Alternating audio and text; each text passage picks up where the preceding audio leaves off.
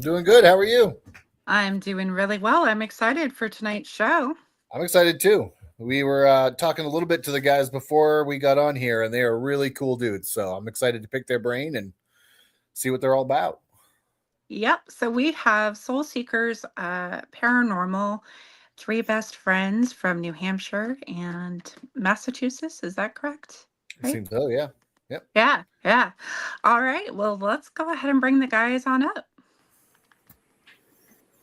Hey. Hey, how's it going? Hey, Good. guys. Thanks for joining us. Hello. Thanks for having us. Thanks for All being here. right. Well, Chris, do you want to get started? Yeah. So you guys are based in New England, and I just, just for people who don't know you, who are just tuning in and things like that, I'll say, Corey, how did you guys kind of find each other and get into all this stuff?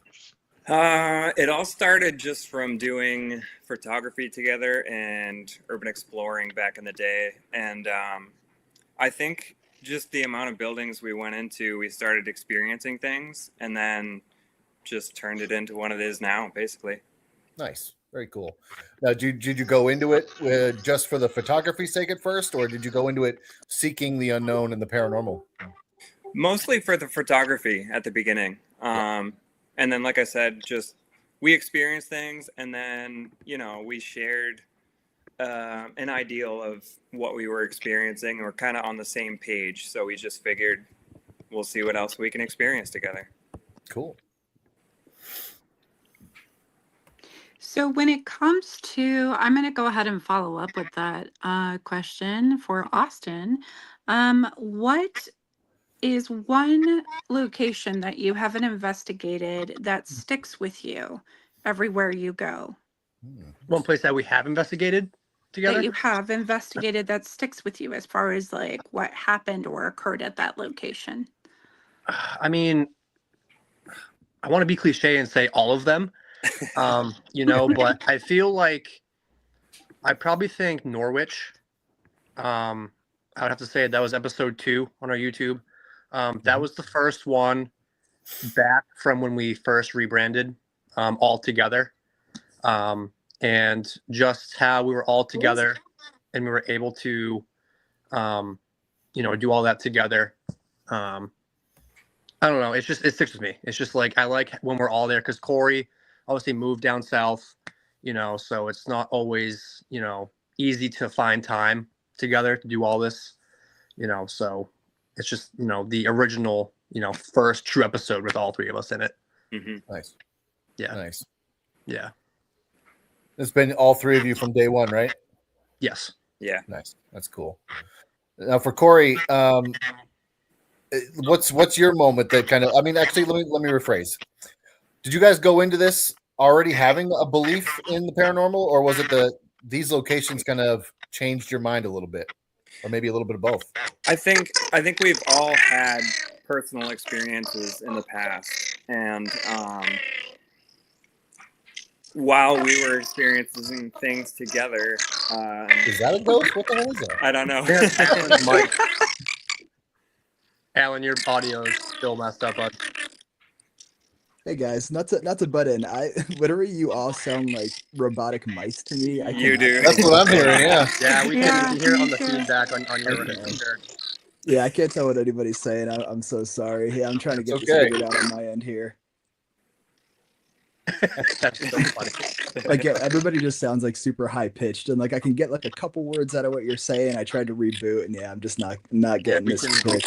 hear the I feedback. apologize. Sure. Alan's cursed. He always has audio issues.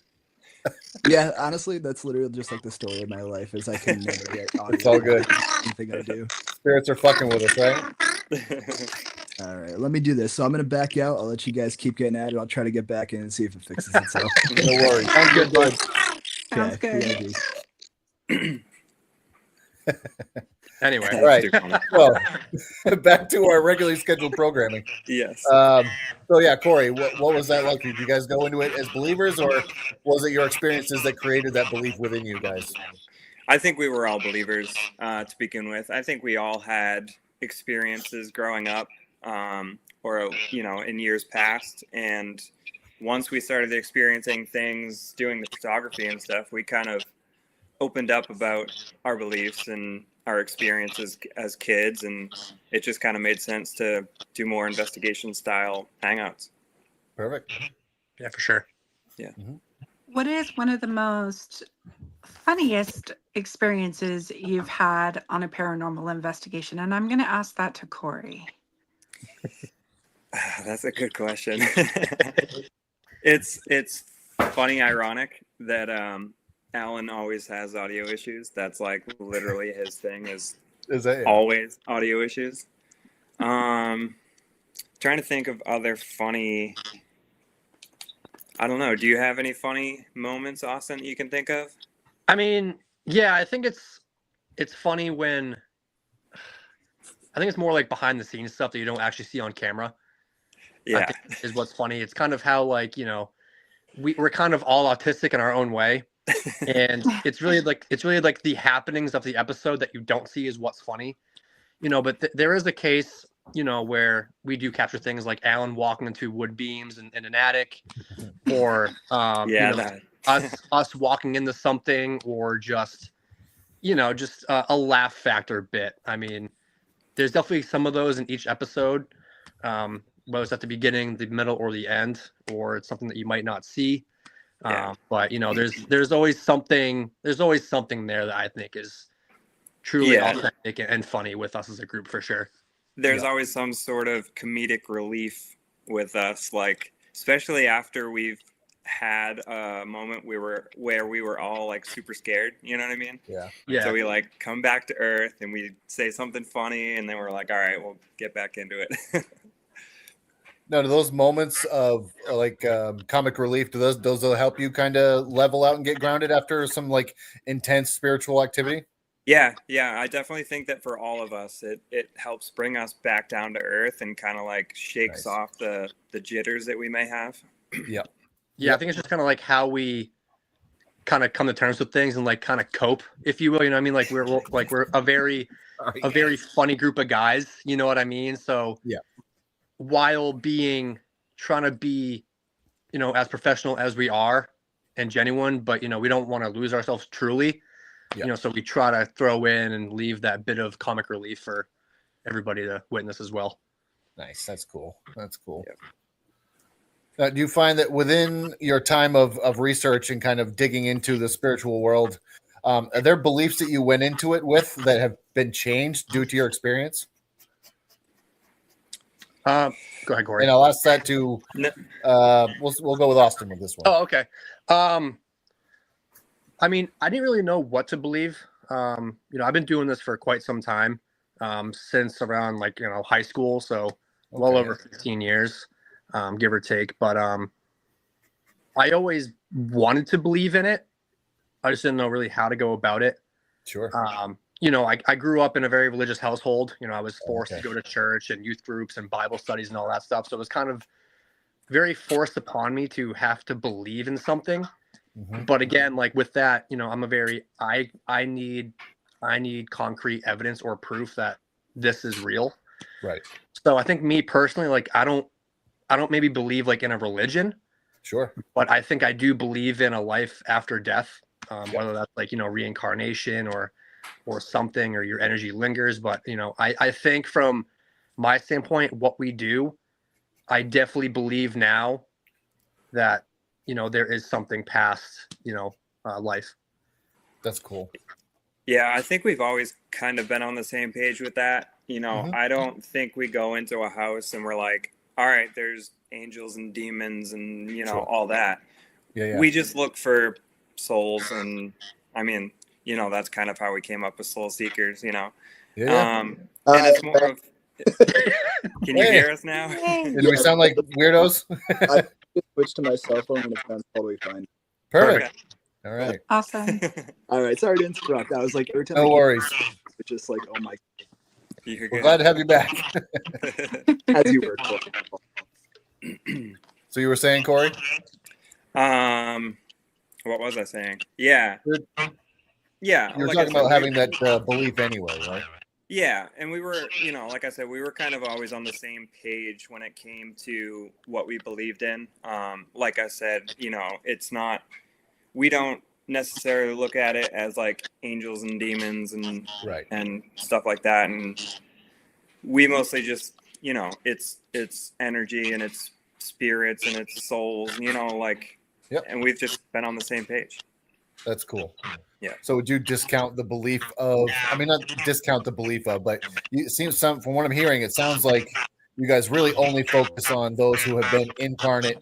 They were living people at one point and they perhaps are haunting a certain place or location. Am I hearing that right? Yeah, we don't discount or discourage anything, you know what I Right. mean? But Yep. we just don't have the experience with the demon side of all of this. Yeah. And we just stick to what we know, and that's all. Yeah. I love that. That's great. Yeah. And if I can add on to that, I don't think that, and I speak for all three of us, we might not have the knowledge, behind the spiritual matters of what we're doing. Sure. So I kind of think, we go in open-minded. Yep. But I think us mainly, we try to keep the religion aspect, I think, out of it. Yep. Because I feel like a lot of people might have the blinders on going in and they believe this one thing and that's what they're focused on. Mhm. I think when you're doing what we're doing, you have to be open-minded and, face every avenue of every which, possibility. So, Yeah. Well said. I like that.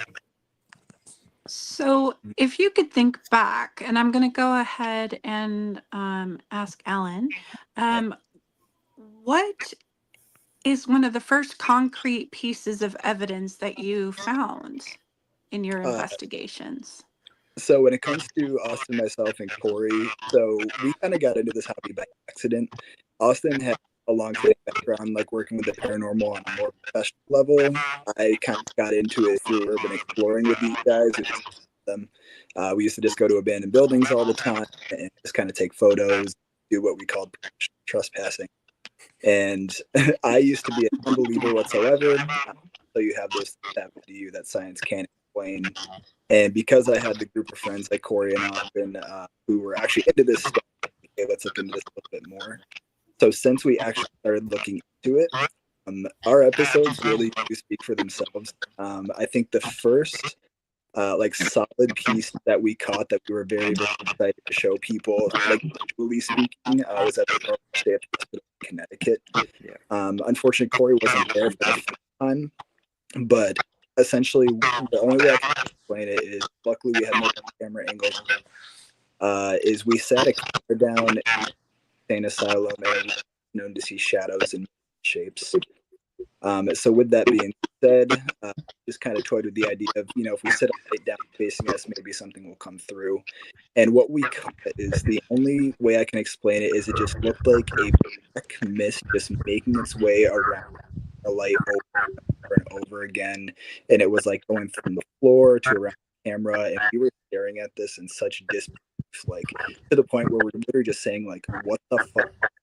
Like, what are we looking at right now? And we just weren't really comprehending. And it lasted probably a good minute and 30 seconds to 2 minutes of just this black mass, just like almost like checking our equipment, like right in front of our eyes. And it got to the point where it eventually stopped. And Austin and I went over to the camera and we checked out the area. And just that area was so freezing cold to the point where, like, just each of our arms were all goosebumps.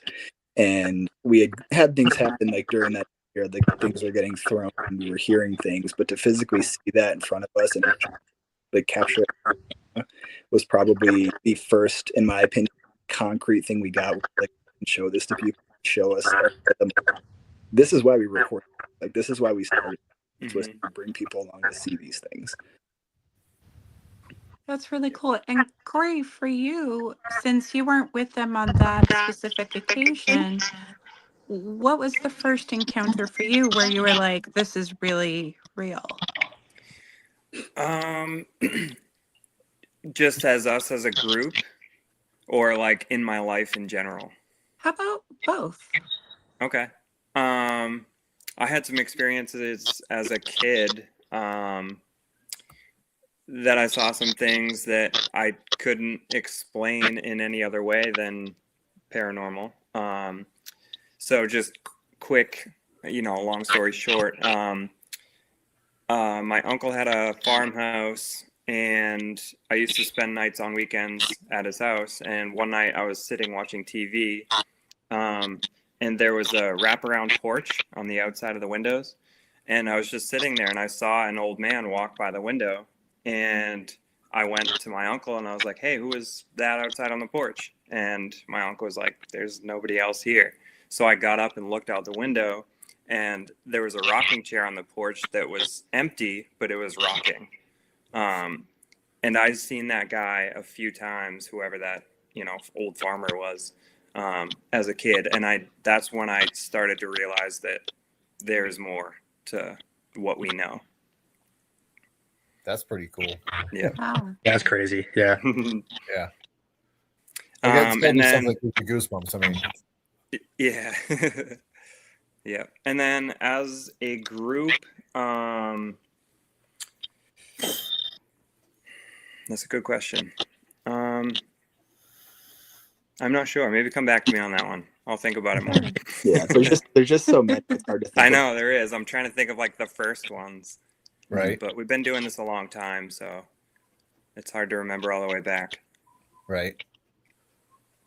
So, Austin, I got a question for you. Yes, sir. You guys have talked about, especially Alan, you had just talked about the importance of filming these things to capture what you guys have seen and experienced.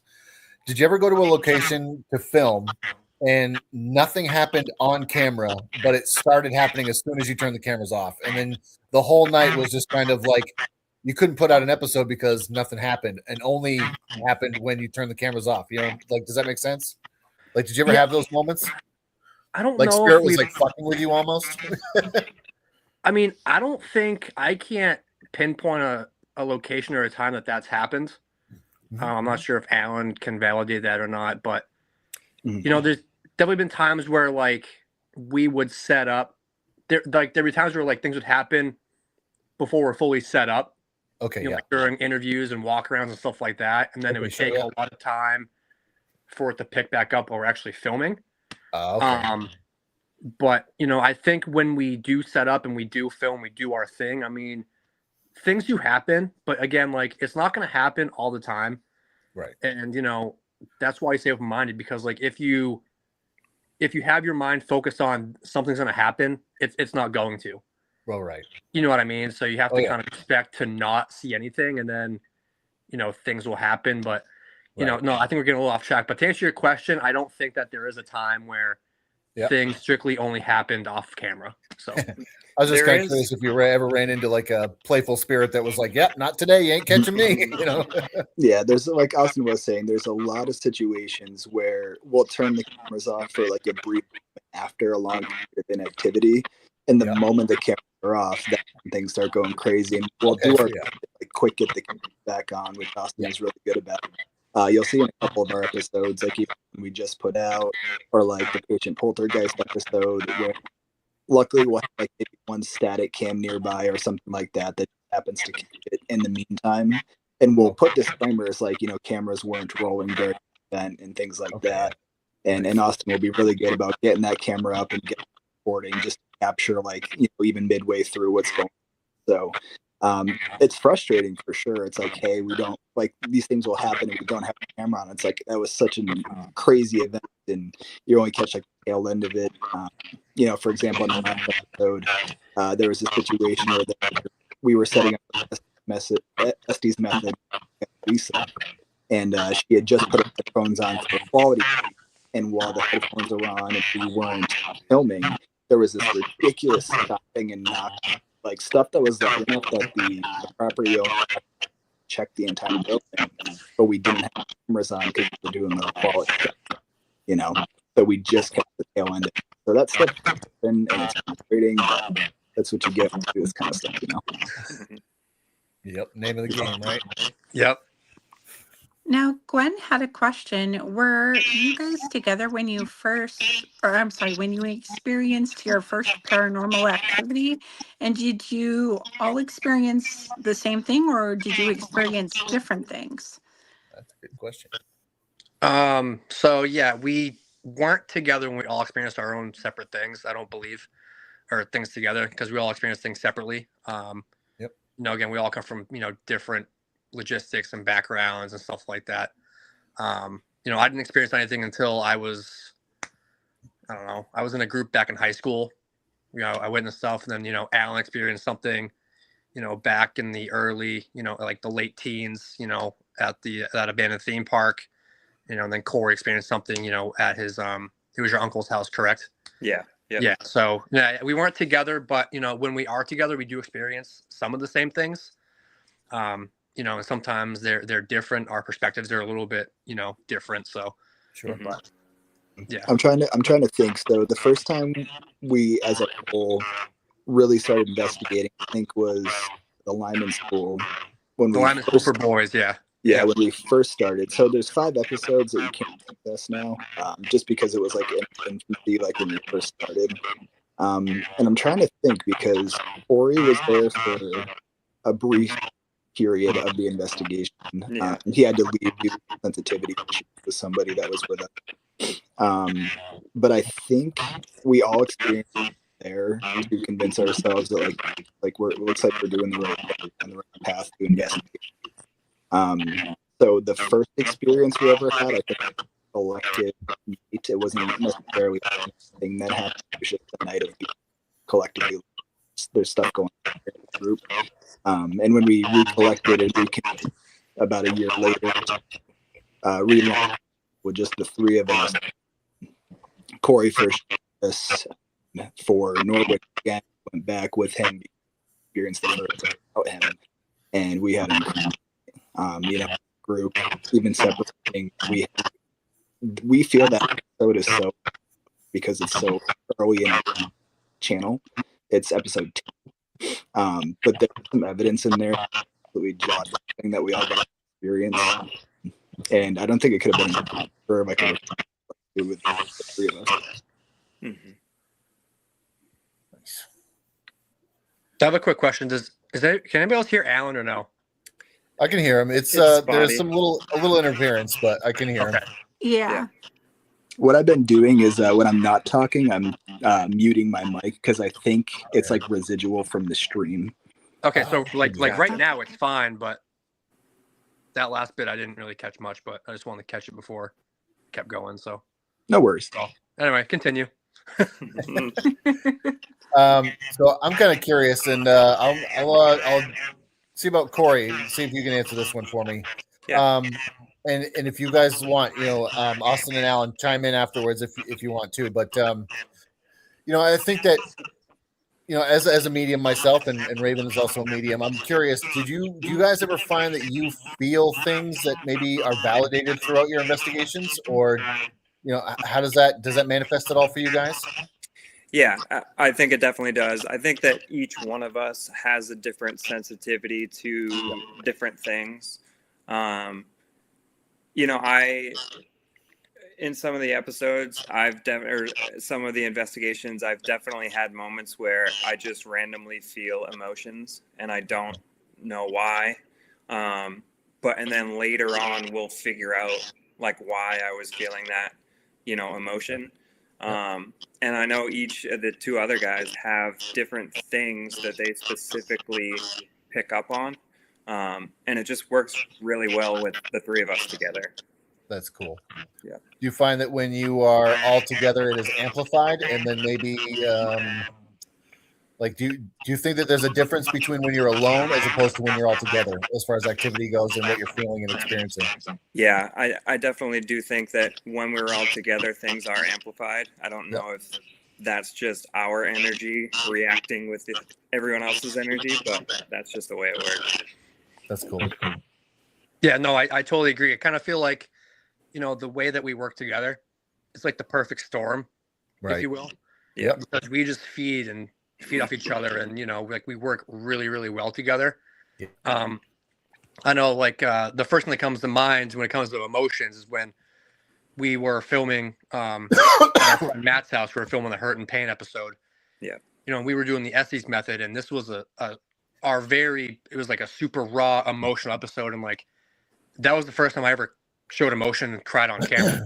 You know what I mean? Yeah. Like I started like crying on camera. I looked at Alan afterwards. I was like, dude, I'm like, you can put that on. Like that's totally fine because like it's in the moment.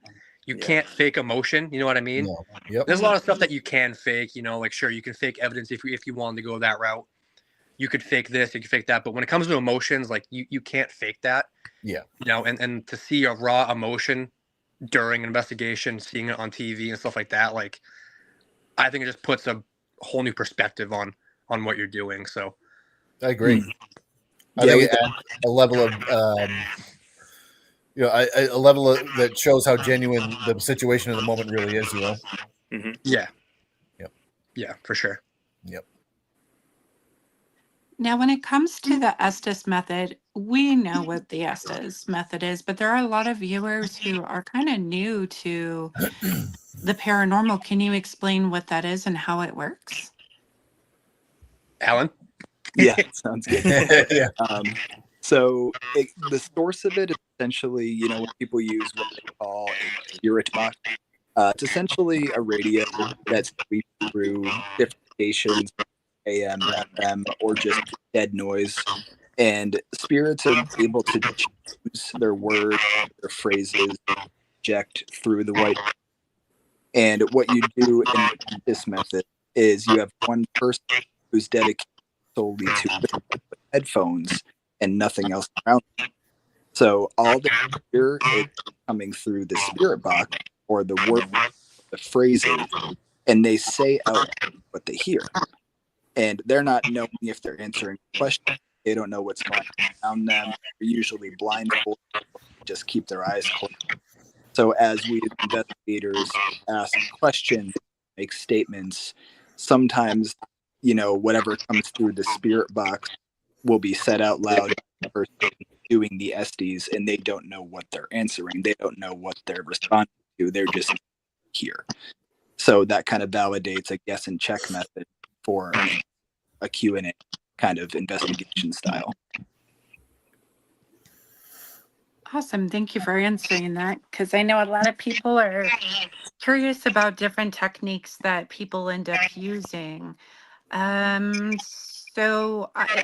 question is, what are some tools beyond the videography and the Estes method that you all like to use in your investigations? What works and doesn't work?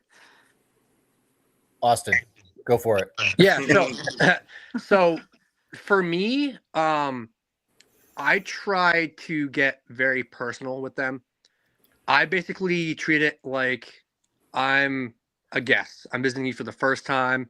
You're allowing me into your home, your workspace, whatever it may be. And we're trying to establish that relationship, you know, because we're not sure if they trust us, if you know, if we trust them, stuff like that. So you want to get that common ground. So I'm very empathetic, very understanding. I'm here for you, you know, because I feel like a lot of times when people go there, they might not be there for the right reason. They might be there for the scare or whatever. But, you know, with us, we really want them to know that, you know, we are there for them and that they come first and that we want to tell their story, share their story, you know, and really get to know what truly happened. Like, is there a life after death? Like, are you stuck? Like this and that. So for me, it's very empathetic. Yeah. That's awesome. And I like that this respect. connection. Go ahead, Chris. No, I was just echoing to what Austin said. I like that you have that connection. I like that you take that approach because, I mean, I think that empathy and that kind of, you know, mindset really kind of resonates with both people living and in spirit. So I think it's cool. Yeah. Right. Yeah. Like there'll be times where like, you know, we'll go off and film and I'll be off by myself and, you know, I'll take my camera and a couple tools and I'll set up a camera and, you know, Alan can vouch because he's going to edit it, but I'll just sit there. I won't use any tools. I'll just sit there and I'll basically just talk to myself. Okay. You know what I mean? Like I'll really try to get like on their level in their emotions, you know, basically putting their shoes on my feet. Sure. You know, and trying to help understand and, you know, gather that information and all the feelings. So, and That's sometimes you'll get a lot of good evidence, you know, without even knowing it, Right. So I Yep. think it's really cool. Yeah, absolutely. I have mad respect for you guys because I like it when people go into places and are actually respectful of the spirits and the energies that are there because we're guests there. Mhm. It's something you don't see often, especially on YouTube. It's all like jump scares and screaming and just total oversaturated exploitation is the best way we put it. We're trying to fix that, just little bit by little bit, just show that every team isn't about like who can get the most scared, who can just have the most vertigo inducing camera work possible. It's we do things very mathematically, very cinematically, very emotionally. It's an investment of our time, of our money, of our mileage, and we do it for all the right reasons. That's great. Mad respect to all of you guys for that. Truly. Thank you. Yep. I'm gonna go to Corey here for a second here. Now, did you ever find that so Alan, you're the editor, is that correct? From what I've gathered so far, yeah. So, but Corey, is there ever a moment where you were investigating and what you thought in the moment was nothing, and then Alan goes, "Oh man, I was going over this shit, and all of a sudden, there was something behind you, or I heard a voice come through the camera, and you were like in real time, had no idea." Yeah, You would share that experience with us. Yeah, that happens often, honestly. And it happens both ways. I've definitely had times where I've experienced something in person and then we've gone to the video footage and it really wasn't much of anything concrete on video, but in person, it's been a serious experience. And it does happen the other way around. Just one that comes to mind real quick is in the second part of the House of Hurt and Pain, I'm sitting in one of the bedrooms and a black shadow just comes right by me and goes through the door. And I had no idea in the moment. And then, we put the episode together and it was it's one of our biggest pieces of evidence that we have, honestly. That's cool. Yeah, prior to that, we had our very first thermal capture too, which was absolutely insane, and it was in the same room Corey was in. Yep. He had no idea. Yep. And I knew what I had seen because I was holding the thermal camera facing his room, and that was the first thing I checked when I got home. I was like, "Guys, you have to see what I know I saw." Yep. And it was coming from the room Corey was in, and I got it to them in the group chat, and we were just all floored by it.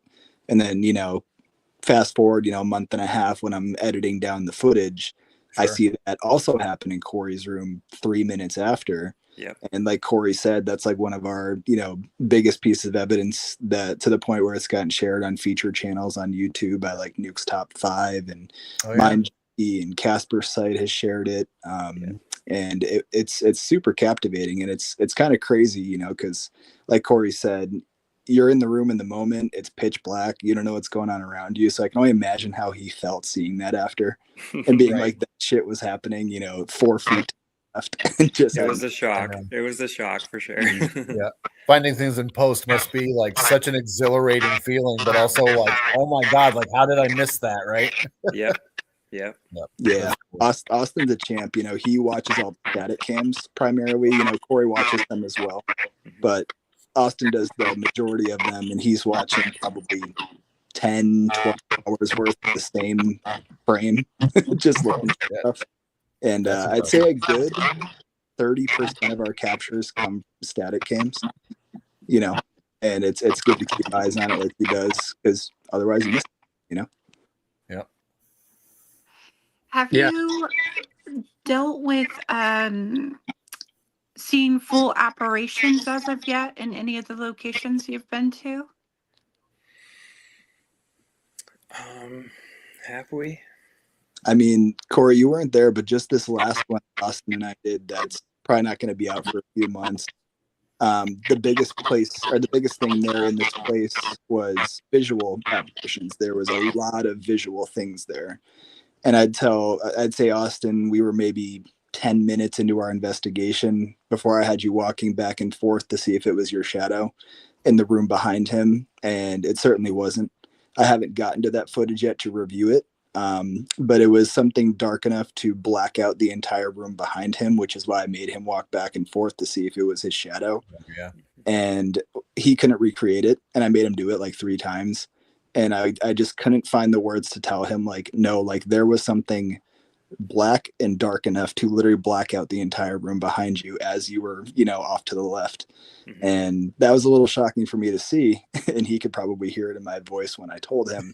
Yeah. But I'm excited to get to that footage and see if my kid was hopefully in the right direction. Yeah. Mm-hmm. There was a moment in the first part of of Hurt and Pain where I was looking over towards the stairs and I saw a shadow like walking up the stairs, and we heard footsteps like at the same time. So that was definitely a cool Yeah. thing to see. And the cat ball went off right after that too, right where you That's see. true. That's true. Mhm. Yeah. I've That been is to that cool. house. It is definitely a pretty cool place. Mm-hmm. Yeah, what's Um, funny is we walked into that. I was gonna say, yeah, what's funny is we walked into that house just like the 3 of us looking around like, this is just some dude's house. Like, I don't think anything's gonna happen here. Right. Yeah. And that became like one of our most popular series is Matt Warner's house, part 1, part 2. It's almost like our pilot episode. Like, it's not our first, but if anybody hasn't watched us before, we typically say watch the Hurt and Pain series because it's just that good. Yeah. It is a very unassuming house. You do walk in there and think it's, this is fine, and then all of a sudden things happen, and you're like, okay, not fine. Yeah. That's funny. I'm excited to actually check it out. Yeah. It's gonna be fun. Yeah. Yeah, we definitely love those places that are, kind of off the radar a bit. We definitely prefer those low-key places more than the more well-known places, without a doubt. Absolutely. Yep. Now, of the well-known places, Austin, that you guys have been to, what is your favorite? That's a good question.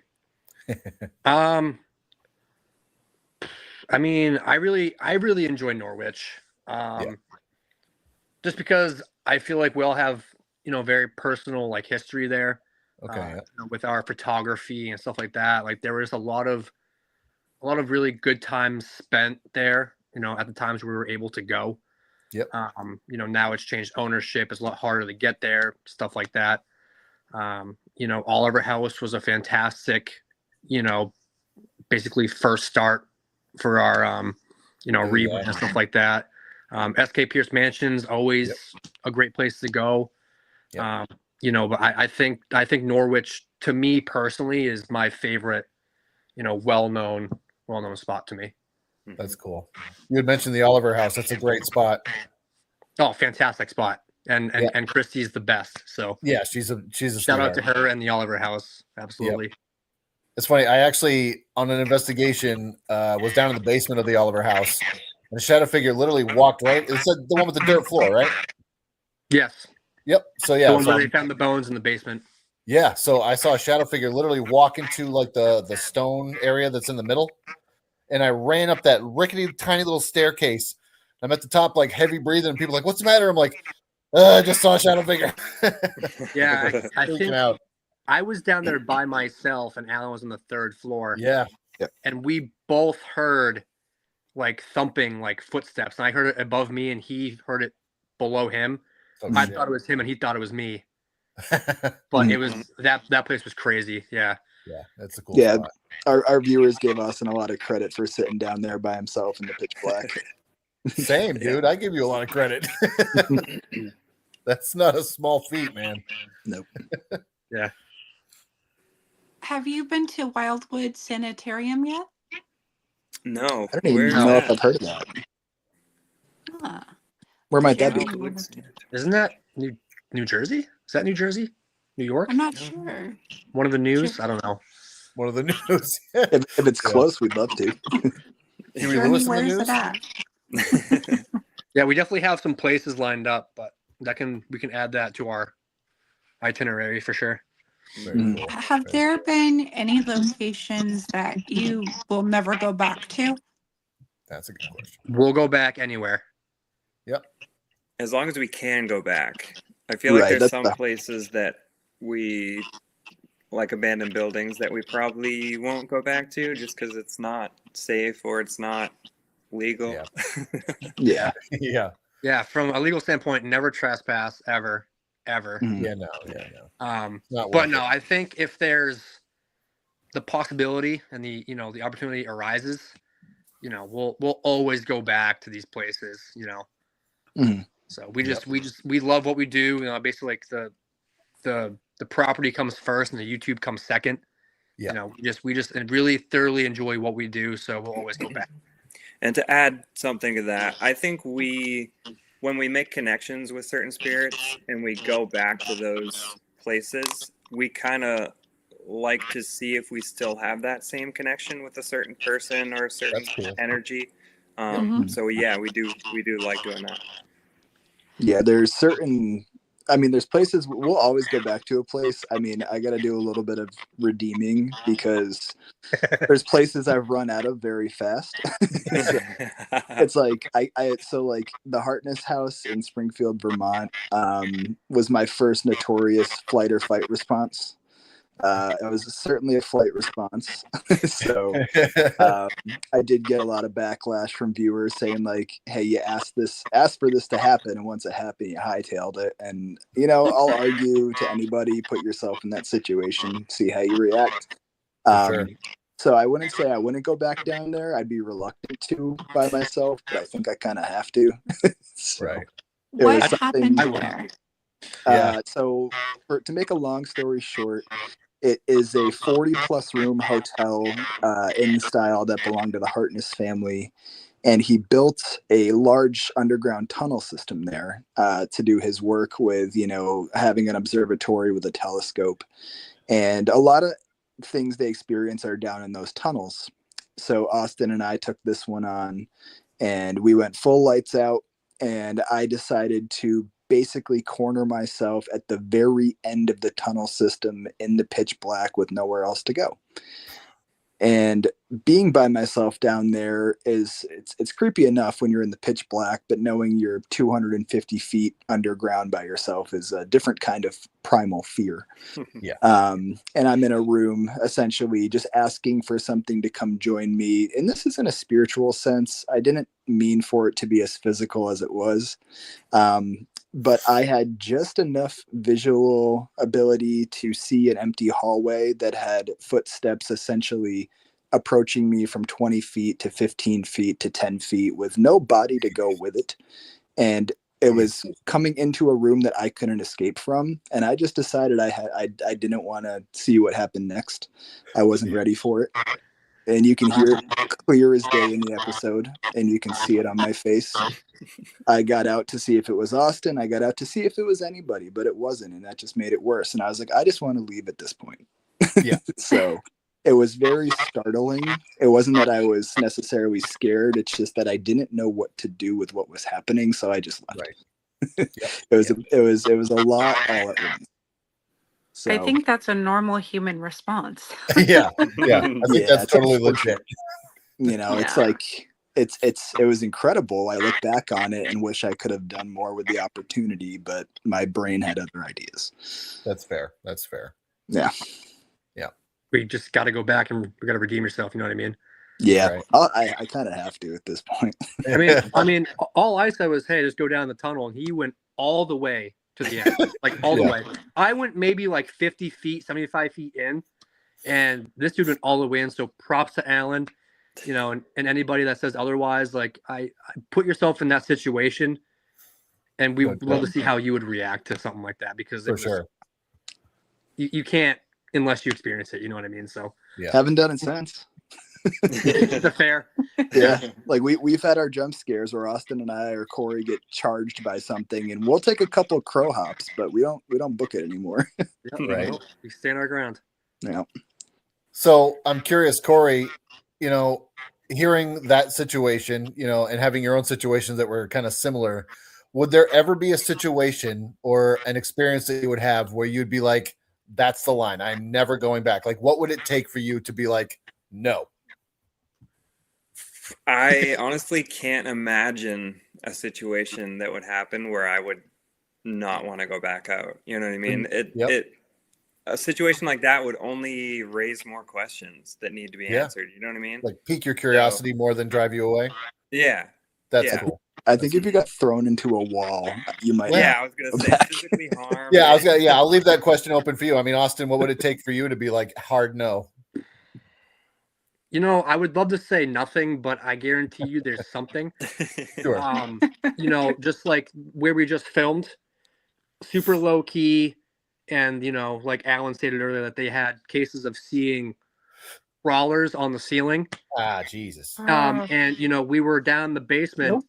and we That's my hard acknowledged no. it to do something.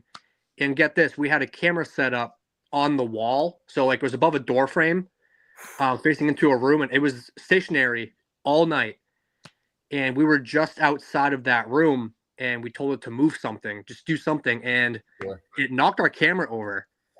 And it slid not just into the room, but it slid like out into the hallway, so like we could see it, and it couldn't have fallen that way because there was a Jeez. wall behind it. So at that point, I was like, if I see something crawling on the ceiling, that's it. Yeah. Like if I visually like see something like a dark mass coming my Right. way with like glowing eyes, or you know, just some crazy imagery like that, I Right. think that would put me out for a little bit. Yeah. I probably want to go back, but I think for the night, I think that, you know, respectfully. So Yeah. Are any of you guys gamers? Here yeah, and we there. game a little bit here and there. Yeah. You know the original Resident Evil? Yes. Yes. So you know that thing that crawls on the wall that's got the big long tongue and shit? Yep. That's all I could think of when you were saying that. And I was like, you know, if that was something I saw, that'd be a hard fucking no for me. I didn't know what to expect, but everybody we talked to that day could vouch for they saw crawling shadows on the ceiling, and I was like, I was so anxious. Like I got in the basement, and I was so anxious and overwhelmed. I was like, I don't feel so hot down here. Yeah. You know, and then that happened, and I'm like, you know what, dude, we're gonna see something, and I'm gonna run out crying, you know. So Yeah. you know, Yeah. but So we won't spoil it yet, but like we sat down with somebody who's investigated there, and the way they described what they see, I'm like, I could have went my whole life without hearing that, man. Oh man. The way he explains it, and we'll save it for when the episode comes out, but it is horrifying. it's like one of those things where like you want to put credibility behind it. We're like, oh, we can't wait till like, you know, possibly find this. We didn't want to. Right. You know? Yeah. We're like, we hope we don't, like if we do, cool, but like we kind of hope we don't catch it. Yeah. You're just like, fingers crossed we don't run into that Yeah. nonsense. Yeah. Yeah, I we're can't not do there the for that. crawlers. The crawlers creep me out. Yeah. That'd be Yeah, so that yeah. one will add up in a very interesting way, and you'll see that hopefully in the next couple months here. Yeah. Nice. Looking forward to that for sure. Mm-hmm. As are we, yeah. So, what are some locations that you want to try going to outside of the country, Outside. if there are any? Yo, let's go to that doll island in Mexico. Dude, that'd be sick, right? Yeah, let's go there. Let's just camp there. Just can't there. I feel like we're always kind of asked this question every time, and I always forget my answer. No, but because I want to see everything and go everywhere. Yeah. You know, I think personally, I'd want to go see the catacombs. Oh, yeah. Mhm. That would be really, really sick. You're talking about in France, right? Yeah. Paris. Yeah. In Paris, Paris, yeah. yep, Catacombs yep, there. yep. Somewhere in like Transylvania, the castle there. Whether it's haunted or not, but I want to see that, and then Chernobyl. Oh, Mhm. Chernobyl, yeah. Yeah, Yeah. those are my three. Yep. That would be Transylvania is absolutely incredible. I was there for 16 days, got to do paranormal investigations with groups, and some of the, if you ever get a chance to go to Vlad the Impaler's parents' house and set up there are some interesting things that you may find that happen. So, yeah. That's interesting. Maybe next year. Mhm. Yeah. Saddle up, boys. yeah, right. Sounds good. Austin will go anywhere as long as it doesn't involve a kayak. I went. That was my first time You kayaking. I did it. He did Yeah. Why no Yeah. kayaking exactly? Yeah, right. We went to a certain location and it required My some friends lied to me. kayaking, but it was across a harbor, and there was currents, and we all struggled. Yeah. To put it Austin was fairly, like- Alan said it was a 5 to 10 minute kayak ride. I was like, okay, cool. Like, I don't kayak. I'm not a fisherman. I don't do open water. Sure. And Yeah. here we are, an hour and a half to 2 hours across the Boston Harbor, dodging barges and currents. And this is how I go out. I'm drowning in the Boston Yeah. Harbor, and that's the end of me. Nobody will ever find me ever again. You tend Right. to forget how small you are when you look at satellite imagery. And I'm thinking like, oh, that's like 10, 15 minutes. And by the time we got there, he's like, which direction do we go? I'm like, I think Yeah. way the fuck up. Yeah. So, and these guys did good. I mean, it was a struggle. I supplied the kayaks and everything, but we had like camping equipment, camera equipment, food. We were weighed down, and we were fighting whitecaps. It was a mission. It was Yeah, I'm like yelling to them like how to posture up and how to go perpendicular with certain things. It was a mess. I'm not. The thing is, like, Corey, weighs like he's like a piece of paper. He's just flying across the harbor, and I'm fighting to find my inner strength and motivation to go. And I wanted to give up. I'm like, you know what? I don't care. I'll see you guys later, or I won't. Right. Or I but we won't. did. Yeah. So There you go. especially the way back. The way back was worse, but The horrors Yeah. persist, but so do you guys. yeah, absolutely. Were I the will cameras say and on everything okay? Yeah, Yeah. we made it okay. yeah, everything made it. That's good. Yeah, Oh, we yeah, were yeah, sweaty we and made it. salty, but what can you do at that point? But I would do it again, but maybe with a boat with an engine. Yes. Yeah. Right. Yeah, something more that sturdy. was the funny part too, because like we told my father about it. I think he was in the chat not long ago. He literally said like, "Why didn't you just ask me? I could have just brought you on the boat." I was like, "Dad, I don't need you helping us commit felonies, allegedly." Yeah. Yeah, allegedly, yeah. Allegedly, we didn't actually make it to said island. In case anybody else. Yeah, no, we actually never got there. Yeah, No, we we just never kind of made scoped it. it out. We went around the Never got island there. and then went back. So it was a total Yeah, waste of time. we never Yeah. stepped foot on it. Nope, No, not no. me. No, all that painstaking, just emotional torture for nothing. No, it Yeah. wasn't worth it. I would never do it again. My friends lied to me. So. 0 out of 10 would not recommend. Yeah, no, definitely not. Yes, I would. That's awesome. So, another question, are you guys horror movie fans? And if so, what's your favorite horror movie? Or if you're not a horror movie fan, what is your favorite movie in general? Halloween, Michael Myers. That's Fuck it. Yeah. Nice. Nice. Texas Chainsaw. Yep. That's my go-tos. Fuck yeah. Nice. I'm You I'm a problem child. I like the really disturbing, fucked up movies. Like like Terrifier? Terrifier is great. I He's love talking it. more so like Human Centipede, stuff like that. Oh, fuck. Oh, no. Oh, dude. No, no. I'll So- name movies that like Yeah. it's like if you know you know kind of movies, like Yeah. Serbian film. I don't know if anybody's seen that. Mhm. I wouldn't recommend it. I just watched the movie Weapons, which I thought Okay. was fantastic. Weapons is Just good. very deep, disturbing, twisted stuff. I always think it's so fascinating. Mhm. Yeah. Have you ever It's seen not some a- of it's the not a foreign mental- movies, like some of the weird, like The Killer Condom? You ever see that one? No, but like movies like Rubber, like those kinds of movies. Okay, yeah. Yeah, they're just things that are just stupid and or like give you actual anxiety. Right. Like the movie Hereditary. Like I almost yeah. had to stop Oh my because I was God. getting like That's actual so good. anxiety. Yeah, things like that. Yeah. Yep. It's funny you mentioned the Human Centipede because, like, a buddy of mine years and years ago was like, dude, let's watch that movie. And I was like, yeah, fuck it, why not? So we watch it, and at the end of it, I'm like, I'll never get that time back. Nope. That is You know, time. And then well our spent, time dumbasses lost. watch the other two. Yeah. You have You to if could you watch not- one of them. You could Yeah. not pay me to watch that movie. Yeah. I always Not jokingly in a said, like, million who was on the board of directors and was like, guys, I got this fucking idea, right? You're going to love it. And then once they did their pitch, someone's like, I'm going to give you an absurd amount of money. Make Yeah. that movie. Like, Yep. I'll write the check. How much you need?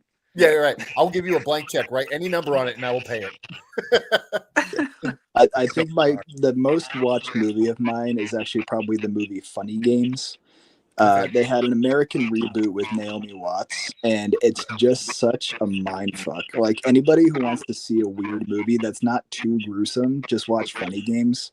It has you just like this the whole time, just like it's one of those movies. You know? Nice. It's very so. I would say if you want to get into it, watch that. It's not that bad, but it's a twist. You know? Yeah. When you mentioned the catacombs earlier, it reminded me of that movie, As Above, So Below. Oh, yeah. Mhm. Oh, Yeah, that's a good Very one. good. Very Yeah. twist. That's the shit Austin does Mhm. in person. You know. Nice. So here's one for you. Not paranormal related, but we talked about the deathcore bands earlier before we got on the show. Starting with Corey, what's your favorite death metal band? Oh man. And if there's too many to name, there's the one that you maybe listen to more often than not. Recently, I guess death metal more so like metalcore, like Boundaries has been high on my list. Okay, yeah, fuck recently. yeah. Yeah, there's literally too many that come to mind. There's a lot. Yeah. What about you, Austin? I'm gonna stay true to the OGs. I'm gonna say Despised Icon. Oh yeah, dude. Nice. Hell yeah. Great choice. Very good choice. Thank you. Yeah, I mean, I feel like the three of us were always sharing music with each other, like Yep. on an everyday basis. Like we have a whole group chat just for music. Hell yeah. I'm just huge into nostalgia. Anything that reminds me of like freshman year of high school. Yeah, Or, MySpace. like, yeah, so I'm like following. Like I find myself listening to like "The Cleansing" by Suicide Silence. Like, Oh, with dude, that album changed my life. front I'm to surprised back, Austin didn't say Suicide Silence. Yeah, just front to back, that album is so good. Yeah. Or just like the first couple like Undergrowth albums, just the nostalgic stuff. You just can't. They don't make music like it anymore. Mhm. No. You know.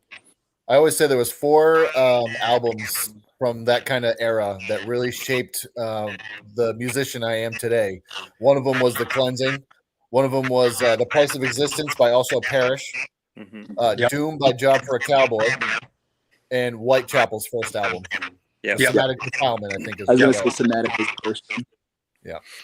Hell yeah, dude. Good. We love that. Yeah. Raven, do you have any idea who these bands are? Say that again. Do you have any idea who any of these bands are?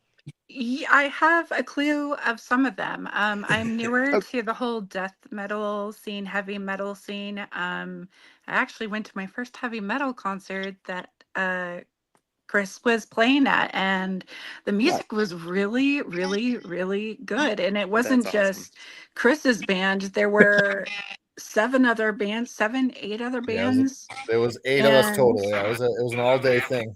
Oh, yeah, nice. and it was pretty awesome. So I'm newer, but I'm starting to listen to music that Chris sends to me, that other friends send to me. So send me all your music and I'll listen. Oh, Mhm. hell yeah. Yeah. Hell yeah. Nice. That's been really So cool, guys. yeah. Yeah, for sure. Thank you, guys. Yeah, sorry about my weird little in the beginning, but that's literally just my life. Always some down with the audio. I know it's all good. It happens. So if people want to go ahead and connect with you or find your episodes or any of that, where can they find all that information and how can they connect with you? Yeah. Alan? Me? Okay. Yeah. Our main platform is YouTube, Soul Seekers Normal, NE, as in New England, on YouTube. And we have our typical, we have Instagram, we've got Facebook, and my girl, she manages TikTok very well. I feel like I don't even know how to use it. So you can find us, shoot us an email or direct message. If you have a place that we can investigate, we do it for free. We just show up. We just ask for your time. And we'd be happy to chat with you. Check us out. We talk to everybody as much as we possibly can. That's awesome. That's awesome. Awesome. Cool thing. Well, Gwen, do you want to pop up and ask any questions you might have? Dun, dun, dun. Where's she go? Oh, there she is. There she It is. takes me a second to click the button. All good. I tell you, you guys are very interesting, and you do some stuff that I love to do because I'm basically fearless most of the time with stuff. But not. It'd be cool if we all got together. If we get it that way, that would be nice. Of course. That'd be awesome. Absolutely. That would be very nice. Yeah. Anytime you guys want to come back on one of the shows, let me know. Will Yeah, do. you just let us know. Yeah. So, like Chris and Raven, since you're in New England, if you know any places or have any questions, please let us know. We'll shout you, give you credit. Yeah. I got to tell you absolutely. something real quick, and then I'm going to help you in the background. So everybody stay in the back for me. I know how to fix your mic problems. Okay. I figured it out. That's what I did. So. But no, guys, you guys are very interesting. And I love the kayak story, by the way. I think it's Yeah. I love it. It's my favorite so far. I think I have a picture on my wall of it, actually. Oh, I do. Hold on. Can I Oh, put my please. camera Oh, on? shit. Is that a thing? Wait, can you guys see that? Oh yeah, Oh, cool. that's awesome. So, yeah. That's great. Pictures. Immortalize your time of immense doom and terror. Yeah, it's, a constant reminder of, all the good times that, I thought I was going to die, but it didn't. So, Yeah, yeah, yep. All the seeking the paranormal, and you were almost part of it, right? yeah, I mean, I don't think you go out on a boat and try to talk to spirits, but maybe. I have. You I have? actually Yeah. have. Yeah. That's cool. I live, the lake is like a minute from me. And my parents live on the lake. So it's family property type thing. I sure have. I went out on the boat and went to an island that is a snake island. So I don't step foot on it because it has like tons. So no. Yeah, no. Yeah. I don't mind snakes, but I don't like the ones that try or can kill you. Maybe not. Yeah. They're not. A try, lot but of they these can. can. Yeah. That's Yeah, why I love probably Maine. Nothing up here can kill you, poison wise. Moose can, Oh yeah. but they're not poisonous.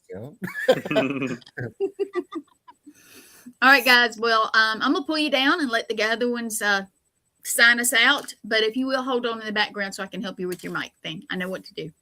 Sure. Thank you. That was great. Thank you very much, guys. This has been a pleasure. Thank you. Thank you guys. We enjoyed it. Yes, we will chat, of course. Yes, absolutely. Cool.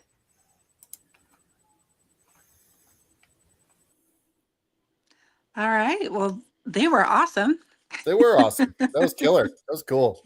Yeah. I really think that they have such a genuine, authentic, and ethical way to go about their investigation. So there needs to be more of that on YouTube and just in general, I think. So shout out to those guys. Mad respect. Yeah, it's something that needs to be brought more to the forefront because not every single place that a team or an individual goes to is going to have something demonic or something, Sure. So it's definitely a respect factor with more people, especially even within the videography aspects, if they show the realities of things, and mad respect there for sure. Yep. So, I think they are leading by example, and that is a great thing.